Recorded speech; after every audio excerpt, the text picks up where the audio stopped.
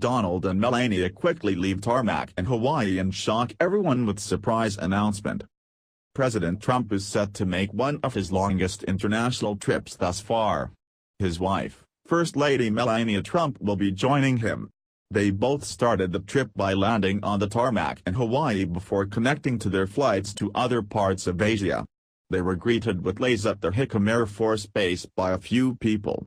Those include Hawaii Governor David Ige and U.S. Navy Admiral Harry Harris, who is the commander of the U.S. Pacific Command. The trip will include stops in 5 various Asian countries. This will be the first trip that is taken in the Asian Pacific. That is since President Trump took office. The goal of the trip is to attend the East Asia Summit that is taking place in the Philippines. While in Hawaii, the president announced he would be staying an extra day in Hawaii. President Trump said, "We're staying an extra day, because the following day is actually the most important day." He also announced an additional meeting would be included that was scheduled to end the day the forum began for leaders of various East Asian, Southeast Asian, and South Asian regions in their respective countries. USA News Flash reported. A major topic of discussion during his trip will be North Korea's nuclear threat, and a final decision is expected to be made during or after the trip. This Friday, President Trump will be taking part in a briefing at Pacific Command, before touring the USS Arizona Memorial to Pearl Harbor. He also took it to Twitter to reveal that he was looking forward to meeting with our great military veterans at Pearl Harbor. In the past, international trips for President Trump have gone well. When visiting the Middle East, his relationship with Saudi Arabia and Israel were cemented, and he established a good relationship between the administration and the respective countries. Despite reported tensions, President Trump had immensely productive meetings and trips in Europe with the British Prime Minister, the French President Emmanuel Macron, and the German Chancellor Angela Merkel. His work in the Asian Pacific will likely be just as productive. CNN took a much grimmer look at the trip, reporting the following. Donald Trump's national security advisor issued a stark warning the day before the president left Washington for a critical swing through Asia. "We're running out of time.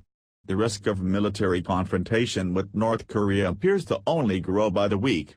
North Korea is quietly, but aggressively, working to advance its intercontinental ballistic missile program to reach the United States with a nuclear warhead. And while the U.S., its allies and even its adversaries agree more must be done, and quickly, there is no clear consensus on how to proceed."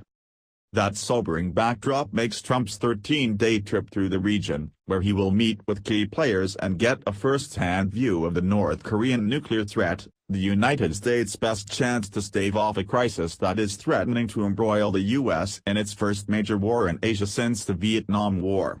While there is little expectation that Trump will return to Washington having cracked the code to stopping North Korea's advance, he is under considerable pressure to deliver a clear and consistent message on the U.S. approach to the North Korean crisis. He needs to rally U.S. allies and intends to crank up more pressure on China to change its isolated neighbor's course. And, as Lieutenant General H.R. McMaster warned, the clock is ticking. CNN learned earlier this week that North Korea is working on an advanced version of its existing NOT-20 intercontinental ballistic missiles that could potentially reach the United States, and it is entirely possible that next year, Pyongyang could master the technology to tip such a missile with a miniaturized warhead. That means that the current visit could be the last trip by a U.S. president to see the region's leaders face to face before that fateful threshold is crossed. One thing that CNN is right about is the fact that this tip is a tremendous opportunity for the administration and the United States to cement and secure their Asian allies in the effort and work towards defeating the despotic North Korean Kim regime. We need allies over on this side of the world now more than ever, and we must do everything in our power to ensure we are as backed up as possible. Having South Korea, Japan, and Taiwan just is not enough anymore. Southeast Asia will be critical in the war against any type of nuclear power, and quelling China's influence and power will be even more difficult.